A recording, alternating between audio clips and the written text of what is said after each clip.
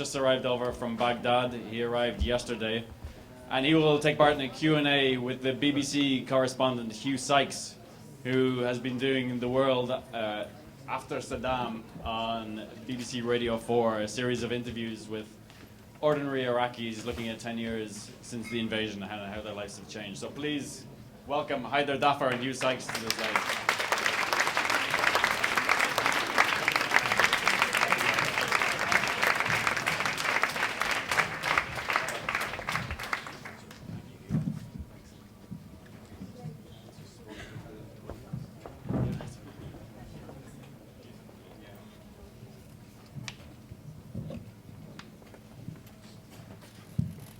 Assalamu alaikum, good evening. Wa alaikum salam, good evening. Shlonak, Habibi. I'm fine, pretty good. I just said hello and I said, how are you? In very Iraqi Arabic. Shlonak is how are you in Iraqi. Normally you'd say something like Kayfa halak. Female. I'm exhausted watching that. Are you still confused and sad? When did you finish the film? When did you put it to bed? End of 05. Yeah, I finished it. How has your mood changed since you said that you were so confused and so sad? I'm still so confused and so sad. Nothing's changed. Yeah. Every time I go to Iraq, I meet people so often actually with a story similar to Saad's. It was quite common for Americans just to open fire on Iraqi civilians driving ordinary cars. A bit closer. Can you hear me now? Could you hear Haider? Yeah. Good. I went to see a family in Hilla once. Riyadh Hussein and his brother Faris Hussein were driving. An American checkpoint appeared. There was confusion, there was shouting. They didn't understand. The Americans didn't understand that the word stop isn't universal in Iraq, it's kaf. And they opened fire on this car and they shot dead the driver Faris and they blinded Riyadh Hussein in both eyes. And I counted the number of bullet holes in the car, not as many as in the car of Saad, but 19. Somebody in an article today said the Americans paid and the Iraqis paid the penalty of invading a country they didn't understand. Do you think that's true? Yeah, sure. Yeah, I agree with you. Because, you know, I think Iraqis people, they didn't give American space to fix problems first. They start to fight them, and then you know, in American history, didn't invasion country and then just leave it like this. They, you know, Planning. Yeah, planning. Yeah. In the Second World War, there was already an office for the reconstruction of Germany in Washington in 1941. The comparable Office for the Reconstruction and Humanitarian Assistance to Iraq was not established until January 2003, which was only 2 months before the invasion. Did you know that? No. No. The consequence of that is obvious, isn't it? There was no planning. Then they got rid of the Baathists, they got rid of the army, they got rid of the police. A lot of people were happy with that, but do you think that was a good or bad move at that time?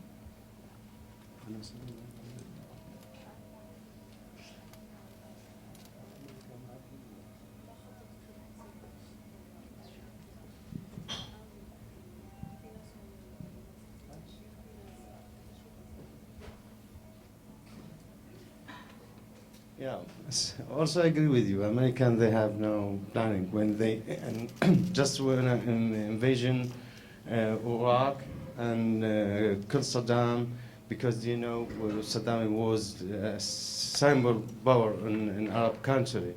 If you want to fight anyone, if you want to kill the strong one, the others, maybe just escape or run away. That's why America did that.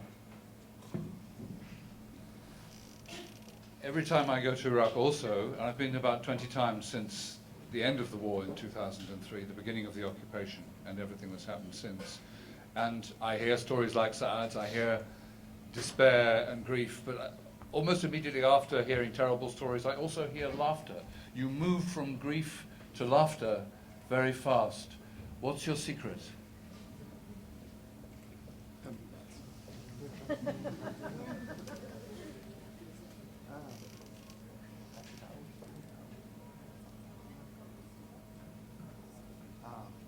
Because most of Iraqi Got used to.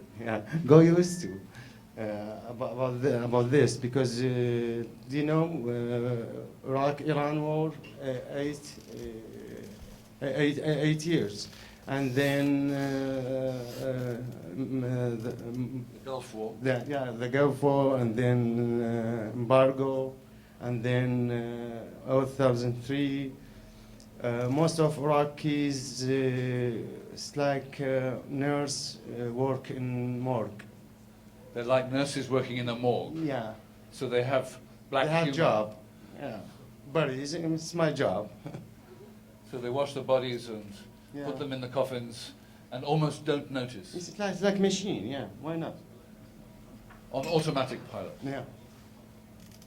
But they keep their humanity, Iraqis. Iraqis, similar in humanity. That why make the big things for they change it to silly things and love. Which is very... And also we have no choice. Just still crying. There was something somebody said in the film, I don't hate Saddam because God created him. Whatever happens is God's will. I've met many people in Iraq who've told me about the worst, most recent atrocity, 1770 people killed in some terrible explosion. One man said, how many died today? I don't know, it's like the weather, it's normal. And so many people say, many Iraqis say to me, this is our destiny. If people think this is our destiny, then nothing will ever change, will it? No, we write our destiny. Our destiny. Nobody write our destiny. I'm not trust about this don't world. believe that? No, I'm not sure. Absolutely. But do you agree that a lot of people do think that? Whenever I say, what will happen next? What can you do about the problem?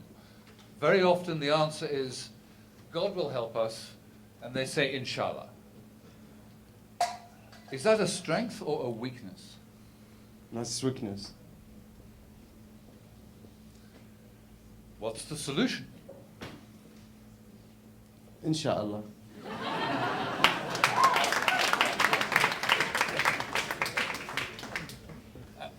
Can you the lights, please?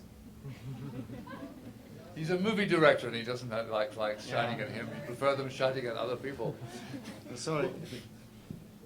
This may be a silly question and I should have worked out the answer, but why is the film called A Birth of Sparrow? Birth of Sparrows? Dream of Sparrows. Sorry. Dreams as I'm getting confused with the opening Because scene. because Iraq is like sparrows, not in shape, but the dreams. Because always the sparrows looking for crumbs and clothesline to stop on it. And Iraqi people always looking for safe and electricity. That's funny, huh? The first two words I heard in Iraq, other than Salaam alaikum and alaikum salam and Shlonak Habibi, were Karabu Maku. No, there is no electricity. The next two words I heard were mai maku, there is no water. Yeah. The next two words I heard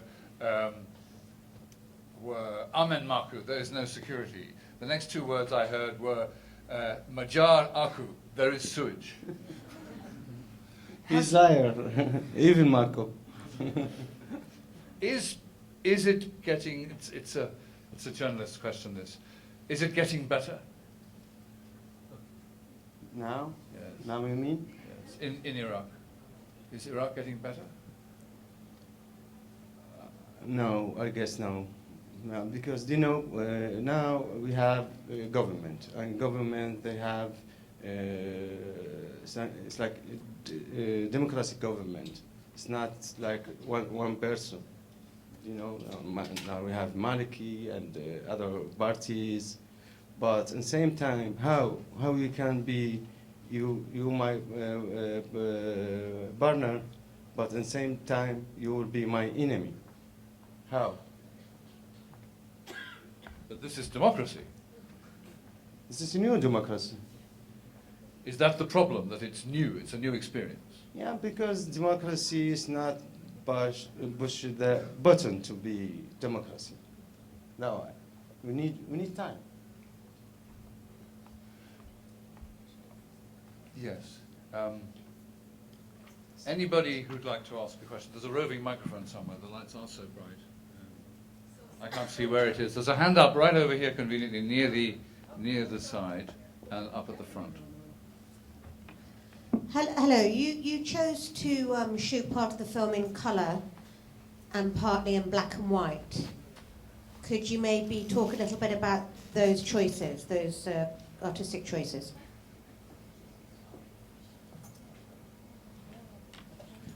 Yeah, because I was shooting with the different cameras and different formats. That way, it's not sometimes because too high quality, and then it's a problem when you use different cameras. That way, have no reason. But it works, doesn't it? Yeah. Somehow it's effective. There's another question here. 1 second, there's a microphone coming. Nobody will hear you. I'd like to make two comments, actually. The first one is I want to congratulate you about this very, very realistic film. It does reflect reality as it was, and probably it still is. It's non-factional, non-sectarian, and non-ideological, which is something to be really applauded. Thank you. The second comment I'd like to make is that being an Iraqi, and Iraq has gone through a very, very difficult period this last 10 years, and the question is always, what happens now? And I would like to say that people like you give us hope and give us faith, and Iraq will be a better place. Thank you. Thanks for you. Could you film as easily now as you did then? No. Why not? You have too many permissions. You have to. Why? First things. Why you want to film this? Who are you? Who sent you? Because it's different parties. Is this an instruction from up high, or is this individuals blocking you, do you think? I've had the experience of a bomb goes off, we get to the scene a few minutes later, and lots of people appear from nowhere, nearly all of them in uniform, and they say, no filming, no pictures. They don't want us to report it. Sure. It's rules, new rules from government. Yeah, you have to get permissions from it's called Baghdad or Baghdad. Baghdad Governorate, Baghdad Central Command. Operation, Baghdad Operation. Oh, yeah, they changed their name. It used to be called Baghdad Central Command. Now it's called Baghdad. Baghdad Central Command it's a civilian. Yeah, it's the government. I tried to go to Ramadi the other day to report on the Sunni protests against the government. We go through checkpoint after checkpoint after checkpoint with the right bits of paper. We get to the crucial checkpoint, which is leaving Baghdad, and going into Anbar province to the west of Baghdad where Ramadi is, where the protests are, and they say, you haven't got permission from the central command in Anbar province. How do we get that? You have to come into Anbar province to get it. It's a paradox, and it's a clever way of making sure that we don't report what the government doesn't want us to report. They're making it more and more difficult. How dangerous, how strong is this resistance to Prime Minister Maliki now from old Baathists and others? We saw people in the film saying, one or two of them, I'd love for Saddam to come back. Are those people still there? Yeah, you know, I lived under Saddam. I lived now. It's same, but different taste. Yeah. Just explain that a little. Do you know? Because okay, anyone knows what Saddam mean or what Saddam did. But now we have very strong government, conflict, 24 hours, non-sleep, just because I told you already, because it's how to be my partner, but at the same time you are my enemy. What are the dangers in this tension? The most dangerous is, do you know, okay, anywhere people die by the way, but only in Iraq you lived by the way. And thanks for God, maybe I'm still alive. You know what's more than?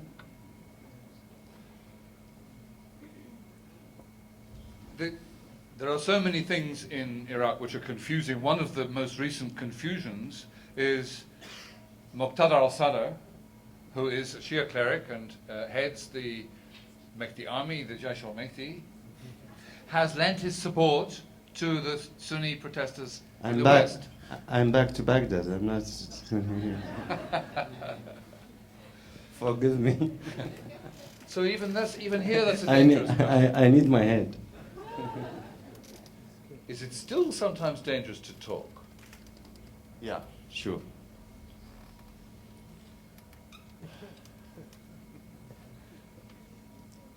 We have a program here on television called Panorama, and there were lots of interviews with intelligence sources who gave information about Saddam Hussein's weapons of mass destruction. They all agreed that they were lying, but the British and the American governments believed them. And one man said, I don't believe that Tony Blair was lying, but I believe that he misled himself. Lord Butler said that. Check it out online on the iPlayer. It's very interesting half-hour program, a 50-minute program this week. Yeah, Saddam was cheat everyone. He has nothing. But daily he pick up something like bombs and he say this is chemicals, weapons with different colors.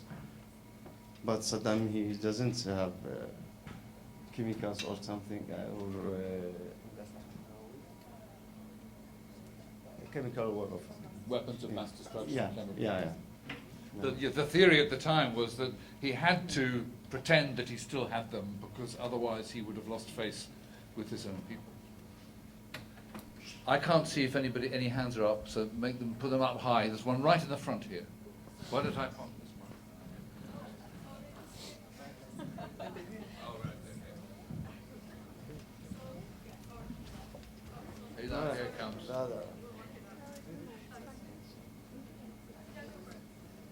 Thanks, congratulations on a really amazing, powerful film. It's wonderful how easily people speak to you in that film, and people speak very beautifully and very expressively about politics and about their situation. Do you think in Iraq now people are still interested in speaking about these things, or do you think people are tired? Do you think you would have the same response if you went on the street, the same willingness to speak, or do you think people are finished with speaking? Do you think, what do you mean with speaking? I mean, the way people talk about their situation and about politics in Iraq. Do you think people still want to talk about the situation and about politics, or are they tired?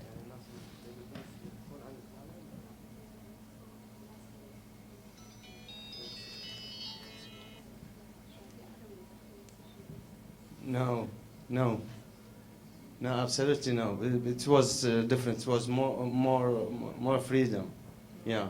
But now we can.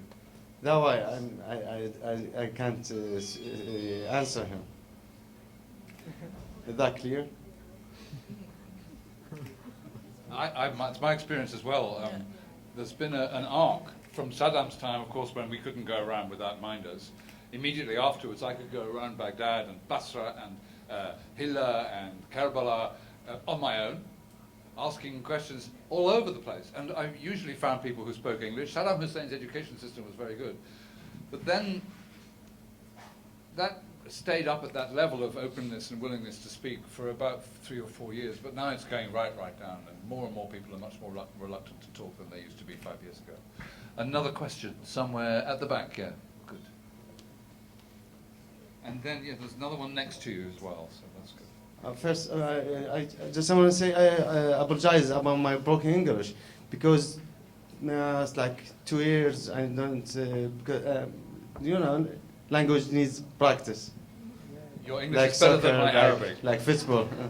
But even you don't speak English, I make favor now.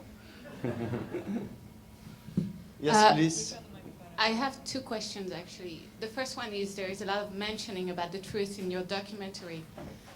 Today, history has been rewritten, and I was wondering, under the new regime, where do you think the truth fits in Iraq, and what does it mean for the future of Iraq?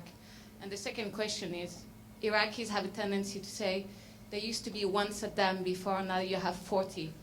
What would you say about it? We have 41. 41, there you are. Yeah, and Iraq, it will be changed, but as what I said before, we need time.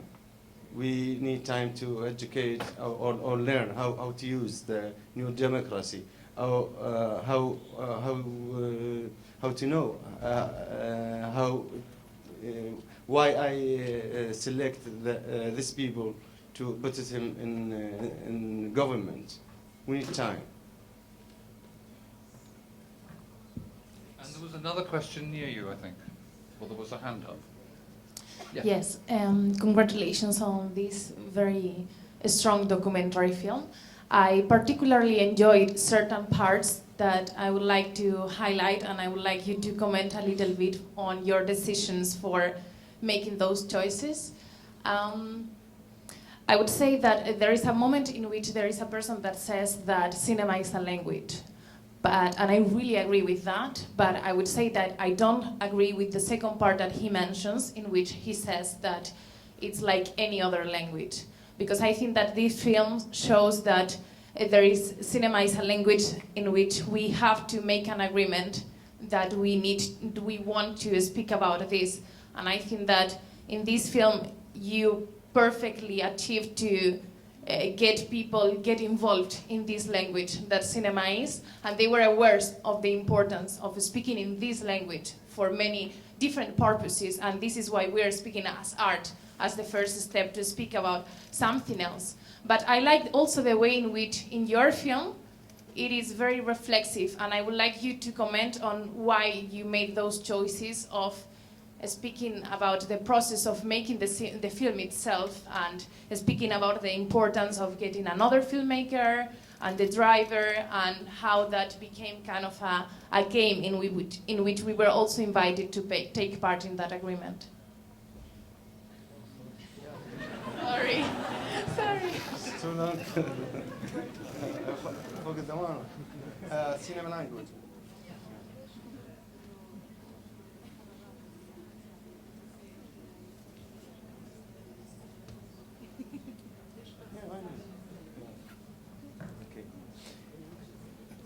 Okay, first, when this guy, when he said the cinema, this language and different language, he said, it's not me. Okay? That's why I put it in the film. And just I decided to be a guide in film, to show my situation and my city situation. That why. Thank you. Did I see another hand up? There's a hand over there.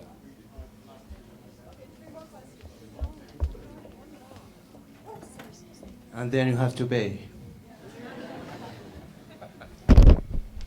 Hi, I grew up in the Middle East, and there was. I know.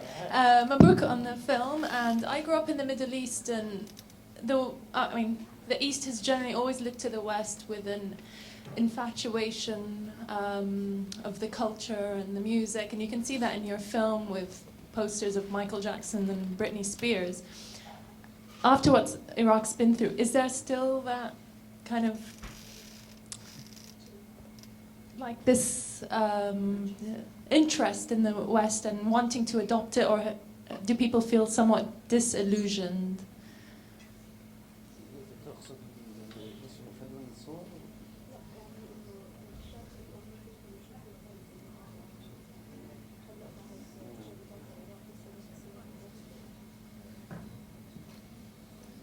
Actually, I don't know, but most of Iraqi people they trust in Western, yeah, because they saw what Western did to other people, to their people, and some they feel no, this is just like a illusion. I don't know. But there is a showroom in Baghdad which sells Cadillacs. Does that partly answer your question? In Karada, near Kahraman Square, where 8 people were killed in a suicide bomb attack 5 years ago, there's now a huge glass-plated motor car showroom selling Cadillacs, GMCs, and Chevrolets. 2 more questions. Hiya. I just been here in the UK like 2009. But in Saddam, my daddy was arrested because he was against Saddam. Then after that, we said, oh, we are happy Saddam is gone. Then I get kidnapped by people, like by Iraqi people. They saying, oh, you are a different part of the religion, and then goes to after that to the money. And then after that, they came, the American, to the house, and they arrested me with the terrorist. And they called me to rest for 6 months until they investigate for me, and they said sorry. And 6 months in the prison, and after that just I heard sorry. Then I went home, then they take my brothers, and then they killed him. And then they killed him. We asked him, they say sorry. It was like misleading after that. And now we're hearing loads of politicians talking, and different parts. But is there a way Iraq is going to be free? And is there people that are going to come together at the end? Thank you. Thank you.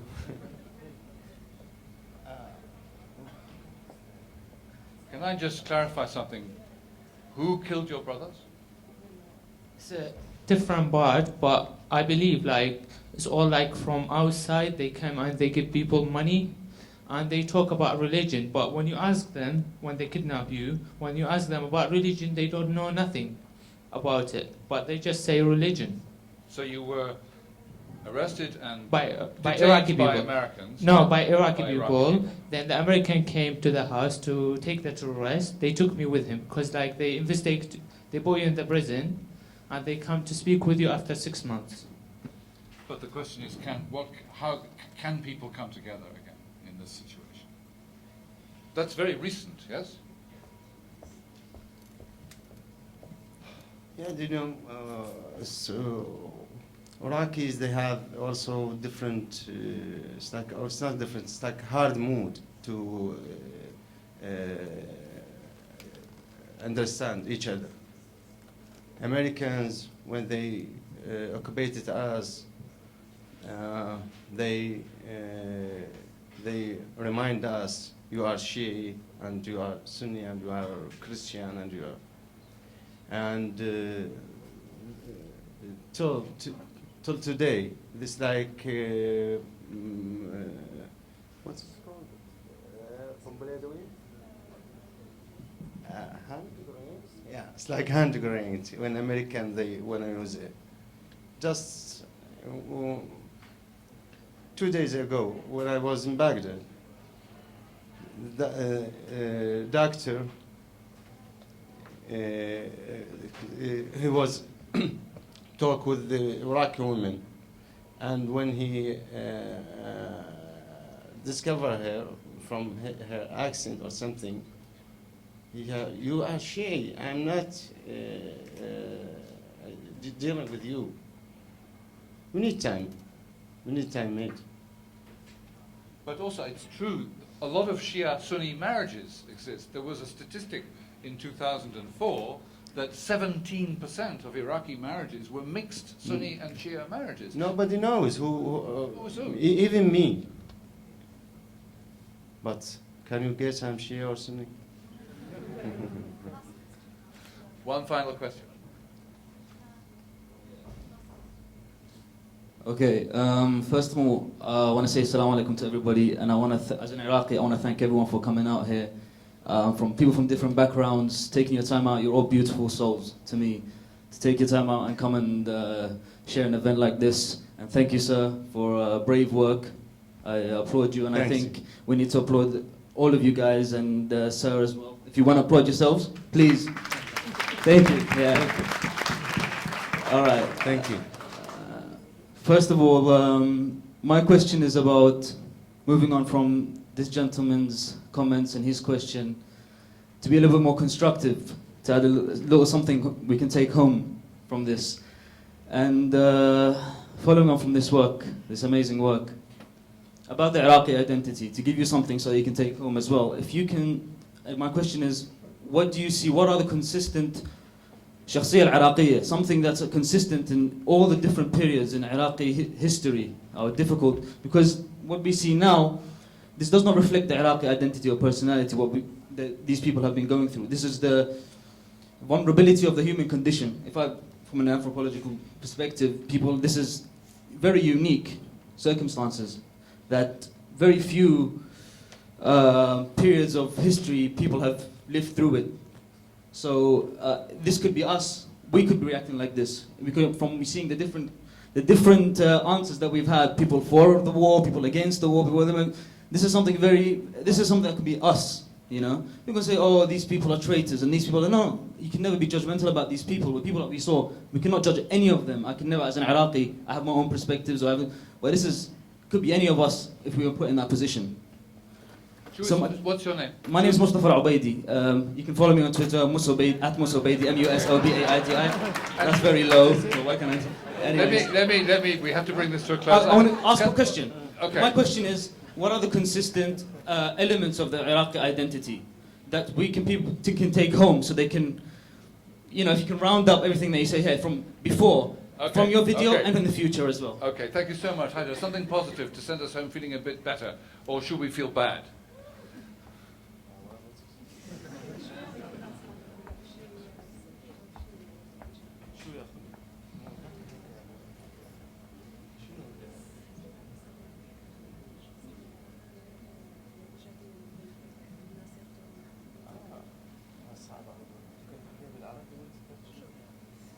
He's going to say it in Arabic. And then This I'll is a translate. hard question. Yeah, it's okay. Yasmin will translate. Yasmin is here. I'll try. I guess you will be okay. العراقي معروف يسموه ابو الغيره، يعني من تصير مشكله ممكن في لحظه ينسى. العراقي لو مو يعني قلبه طيب ودائما يغفر. So Iraqis are known to forget things. Huh? Here, can you hear me? Iraqis are known to forget things. شو قلت؟ ابو الغيره يعني عنده شهامه، عنده مروءه. He has a lot of pride and is also very kind. Yeah. Yeah. والعراقي لو ما هذا طبعا كان ما صار بهذا اللي ما وصلنا لهاي And if Iraqis weren't like this, the situation wouldn't have happened to them. يعني بسرعة ننسى They quickly forget something bad that had happened. yeah. So you're very forgiving people. Yeah. Yes, we are. I think that's a good moment to end. Thank you so much. Thank you. Thank you.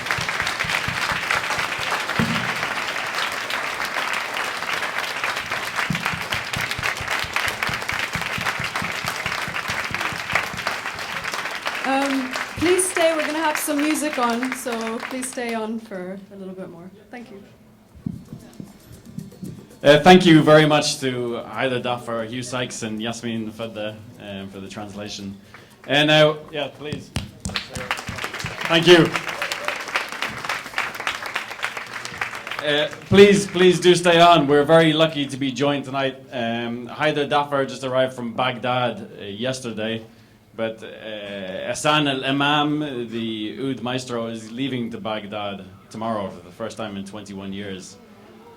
He is going to be performing in about 5-10 minutes. He's an oud maestro. He taught a number of the musicians who are taking part in the festival, including Khayyam Alami and Omar Dewashi, who's part of City Assault, both of whom are performing here on Saturday night. But if you want to hear the source of it all, you need to listen to Hassan al-Imam. And so he'll be coming on stage just in a couple of minutes, so please do stick around. Thanks very much.